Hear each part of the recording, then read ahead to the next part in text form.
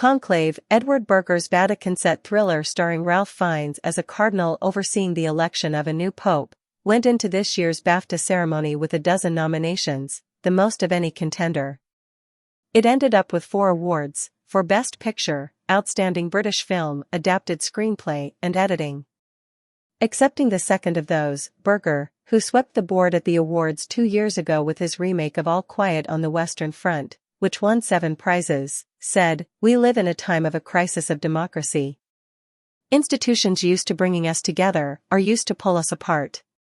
Sometimes it's hard to keep the faith, and that's why we make movies."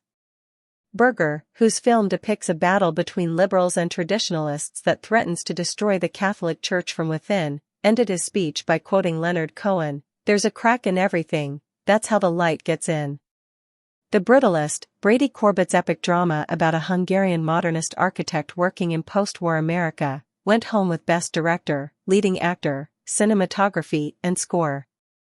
In his speech, star Adrien Brody, who recently appeared on the West End stage in The Fear of 13, thanked the British public for embracing me and my creative endeavours, saying England has felt quite a lot like home lately. He then went on to thank his partner, designer Georgina Chapman, who is also the ex-wife of Harvey Weinstein, calling her an angel and adding, "If it wasn't for you and for my wonderful parents I wouldn't be here."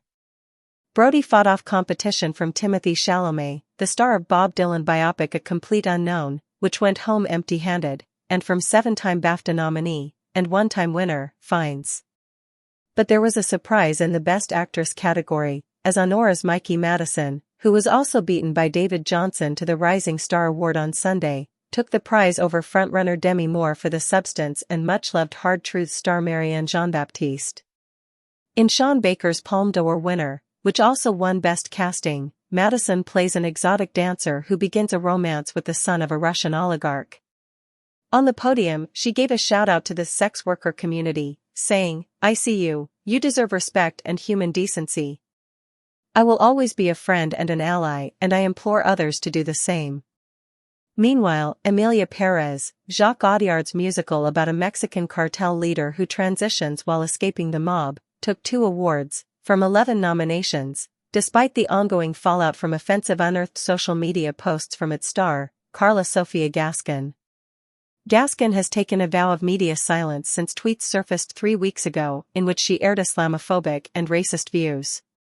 She apologized repeatedly, including on a tearful hour-long interview on Spanish TV, but was shunned by many of her colleagues on the film, including her director, who 10 days ago said, "I haven't spoken to her, and I don't want to." Yet Audiard, whose film is up for a record-breaking 13 awards at the Oscars, appeared on Sunday to extend an olive branch to Gaskin in his acceptance speech for Best Film Not in the English Language, dedicating it to the wonderful artists from the film who were present in the room, before adding, "Also you, my dear Carla Sofia, who I kiss." Accepting the Supporting Actress award for the film, Zoe Saldana echoed Audiard, crediting Gaskin in her speech, before going on to tearfully thank her mother for being such a selfless person and her husband, "You are God's favorite and I hate it, you are so beautiful." Saldana has won all the Supporting Actress awards so far handed out this season and is now considered a lock for the Oscars in a fortnight. Likewise, A Real Pain's Kieran Culkin solidified his status as the inevitable winner of the Supporting Actor Oscar with a BAFTA win for his performance as Jesse Eisenberg's erratic cousin on a tour of Jewish history in Poland in A Real Pain. Eisenberg picked up the prize on Culkin's absence. It was, he said, the 5th such award he'd collected for his co-star, which just confirms my theory that we have a similar life, but his is about 27% better than mine. The Succession star wasn't present, Eisenberg said, because he wanted to be with a family member who is quite sick. An impulse to be with his family no matter what that, continued Eisenberg, had meant Culkin tried to drop out of A Real Pain 2 weeks before the shoot. "It's real and it's beautiful and it's admirable," he said. Kieran is one of these lovely people who's brilliantly talented but by some random luck of the cosmos has his priorities in order. Eisenberg also wrote and directed the film, and appeared to be the person in the room most surprised by his victory in the original screenplay category, saying he didn't expect to win, nor, apparently, did the person who assigned him his seat in the auditorium. He dedicated the award to his wife, who didn't come because she didn't think I'd win.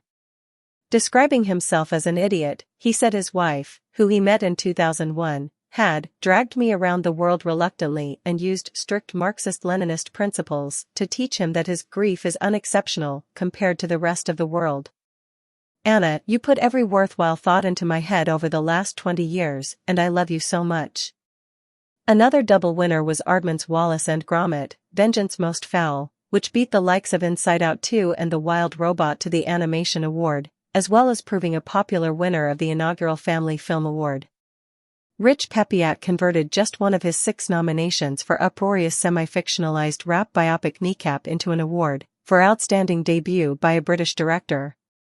In his speech, Pepiat said he had met his wife 15 years ago to the day. They moved to Ireland a decade ago, and he met the hip-hop trio who became the subject of the film within a week. Kneecap, who hail from West Belfast and whose lyrics mix Irish and English and contain Republican rhetoric are, he said, a movement. It's about how everyone should have their language respected, their culture respected, and have their homeland respected. This award is dedicated to everyone out there who's fighting that fight. Meanwhile, Super/Man, the Christopher Reeve story, about the late actor's career before and after his devastating accident and the impact of it on his children, took Best Documentary. The film is not nominated for an Oscar, where the frontrunner is No Other Land, about the destruction of Sefer Yatta, made by a Palestinian-Israeli collective.